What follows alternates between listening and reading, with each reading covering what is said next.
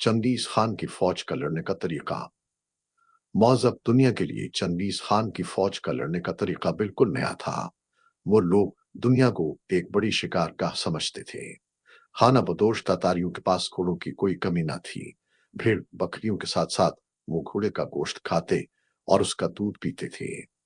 वो जंगल के हर जानवर का गोश्त भी खा लेते थे।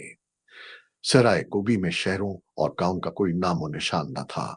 अगर कहीं बारिश हो जाती तो ये खाना बदोश वहां पहुंच जाते और जब तक उनके जानवर वहां की सारी घास न चर लेते वहीं डेरा डाले रहते। फिर जब कोई मुसाफिर ये खबर देता कि किसी और जगह बारिश हुई है तो वो फौरन इस तरफ चल पड़ते। कभी कभार नई चरागाहों की तलाश में दो कबाइल आपस में भड़ जाते और ताकतवर कबीला कमजोर कबीले के जानवरों पर कब्जा कर लेता और उसके मर्दों और औरतों को गुलाम बना लेता। इसीलिए कमजोर कबाइल अपने बचाव के लिए मिलकर किसी ताकतवर आदमी को अपना सरदार बना लेते थे। सर्दियों में शिमाल की ठंडी हवाओं की वजह से पूरा इलाका बर्फानी मैदान बन जाता। रेत के टेलों पर बर्फ जम जाती। चारा खत्म होने की वजह से जानवरों का दूध सूख जाता और लोग सर्दियों के लिए बचाए हुए खुश्क गोश्त पर गुजारा करते। कभी कभार तेज आंधियां उनके खेमे उड़ा ले जाती और उनके मवेशी भाग खड़े होते। फितरत के साथ हमेशा की लड़ाई ने उन लोगों को बहुत सख्त जान बना दिया था। वो कई कई दिन तक घोड़े की पीठ पर सवार रह सकते थे और भूखे प्यासे लड़ सकते थे। चंगेज खान ने बड़े बड़े सरदारों को हराकर उन्हें अपना ताबे बना लिया। फिर उसने खाना बदोश तातारियों के सामने उन ममालिक के नक्शे दिखाए जहां हरे भरे बाग सरसब्ज खेत और हरी भरी चरागाहें थीं। लूट मार के लालच ने तमाम खाना बदोशों को चंगेज खान के झंडे तले इकट्ठा कर दिया। तातारी पड़ोसी ममालिक पर भूखे शाहीनों की तरह टूट पड़े। वो कौमें जिन्हें उड़म जिंदगी ने नाम और आराम तलब बना दिया था उनके हमलों का मुकाबला न कर सके।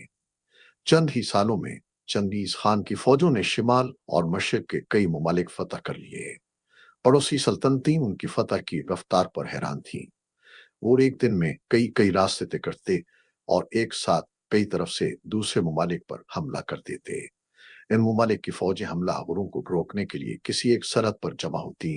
चंगेज खान की फौज का एक हिस्सा उनका मुकाबला करता और बाकी फौजी दूसरी तरफ से मुल्क में घुसकर शहरों और बस्तियों पर काबिज हो जाते और पूरे निजाम को बैठा देते। कभी कभार ऐसा भी होता कि किसी मुल्क का जनमेल तातारियों के बारे में खबर पाकर उनका रास्ता रोकने सरहद पर डेरा डाल देता। हर रोज इसके जासूस यही बताते कि दुश्मन इसी तरफ आ रहा है। लेकिन एक दिन सुबह कोई कासिद ये पैगाम लेकर आता कि चंगेज खान की बाकी फौजों ने दूसरी सरहद पार करके दारुल हुकूमत पर कब्जा कर लिया है। तातारियों की हैरत अंगेज कामयाबी का राज उनकी तेजी में था। वो घोड़ों की नंगी पीठ पर सवार होते थे। हर सिपाही के साथ कई कई घोड़े होते थे। जब एक घोड़ा थक जाता तो वो दूसरे पर सवार हो जाता। हमले के वक्त अगर सिपाही को भूख लगती तो वो घोड़े की पीठ पर जख्म लगाकर उसका खून पी लेता था।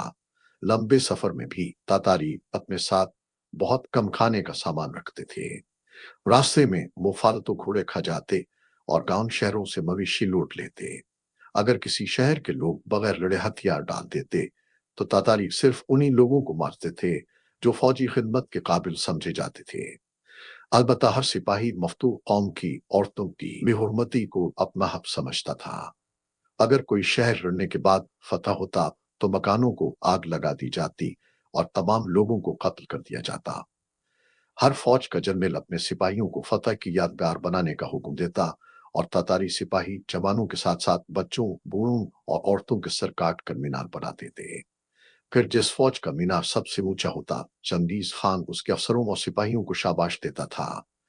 कभी कभार तो सिपाहियों में इस बात पर झगड़ा भी हो जाता कि तुम्हारा मीनार अंदर से खोखला है वरना आज मेरी फौज ने ज्यादा सर काटे हैं।